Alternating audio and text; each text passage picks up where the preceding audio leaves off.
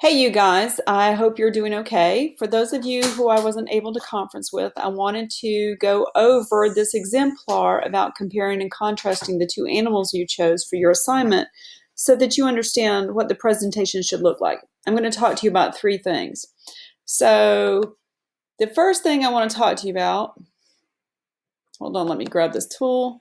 First thing I want to talk to you about is art or design. Okay, now this becomes super, super important in doing a presentation. You don't realize it if there's good design. You will realize it if there's bad design. The first thing here is that it's got a background color. You guys, this is so important to just capturing someone's attention. Having a white background and black text on it does not excite your mind. So you want to have a colored background and contrasting text. So if you have a dark background, you have a light text. If you have a light background, you have dark text. That's just basic capture my attention. The second thing in design, besides color, is you want to have pictures. Your mind, because you're a human, is made to be visual. You have more vision genes than you have smelling genes. You are a visual being. So having pictures on your page about what you're talking about helps your design. Now notice I've got pictures on my page, but they're not symmetrical. They're not side by side. They're not the same size. And they're falling at a diagonal. See how this one's up high where we start reading, and then this one would be over to the right and lower where we would finish reading. This makes my brain move around the page. This helps make this more engaging. So we've got background color and contrasting text. We've got having a picture and then choosing where to put that is a smart place to pull your eye around the page. The other thing this has, as far as its design, is it has text that moves around the page. Notice this moves in a triangle pattern. This is the top part of the triangle. Then you go here, then here, then here, then here.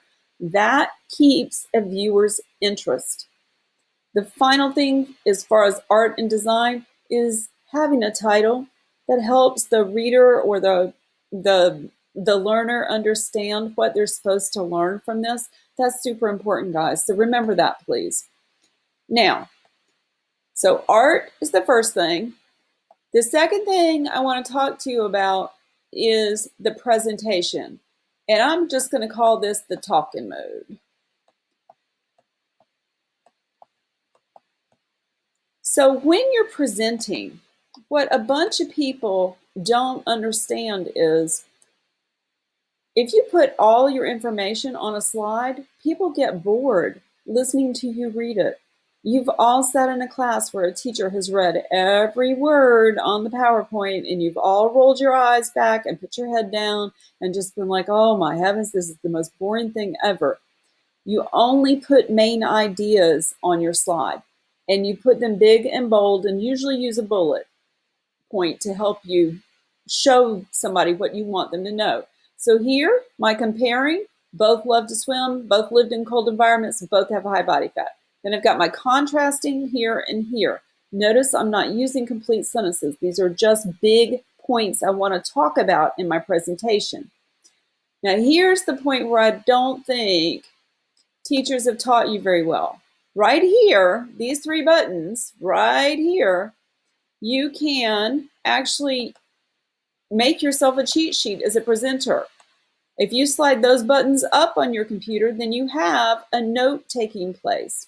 And that note-taking place is for you as a presenter to keep your details. So if I'm talking about comparing, and I'm talking about how both penguins and polar bears love to swim, here are my talking points. These are the things that I want to say as a presenter. They both swim to get from place to place, so that's one reason they swim. And another reason they swim is to hunt. So you've got that information. The third thing I want to talk to you about is just the science. Folks, comparing and contrasting two animals, how they're the same and how they're different. Good luck.